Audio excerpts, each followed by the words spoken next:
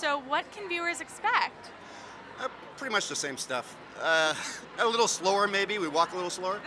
I think, the same elements that made the show successful the first time. Wayne and Ryan, and these. We've had some new guests who have just been fantastic. It's just loads of fun, lots of things you don't expect. We have some new games that I think are going to be pretty exciting to viewers. So we're excited. What are those new games? There's this game called Sideways Scene. Stay with me on this. It sounds weird. There's a camera in the ceiling, Okay. and the actors are on their sides, All right. acting as though they're standing up. So it's Okay. like try to imagine walking on your side on the floor, Oh, and then doing an alright. entire scene like that, involving backflips and things like that. Whoa. Yeah, it's pretty So wild. you guys are showing up on the CW. You're like, I can compete with these young kids. Yes, although I'm sure the young kids don't bleed and hurt as much as I did after our tapings.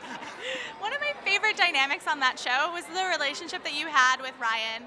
I'd like to think that you guys were BFFs because I always thought that. Were you guys BFFs in real life? We grew up together in Vancouver, up in Canada. So it was one of those lucky things where from the very first time we met and worked together, it was just magical. And what I love about him, I see him maybe every 3 years, but when I do, it's just like we saw each other yesterday. I had to actually friend his daughter on Facebook to get his phone number. Try doing that and not being creepy. But was the chemistry still the same when you guys got back together, you, Ryan, and Wayne? Yeah, it was just like riding a bike. It was just immediately we were having fun together, which has always been, I think, the secret ingredient of the show. We just enjoy each other and find each other very amusing. And Aisha Tyler is now the new host. Yes. So did you guys initiate her in any way, or was there any hazing that went on?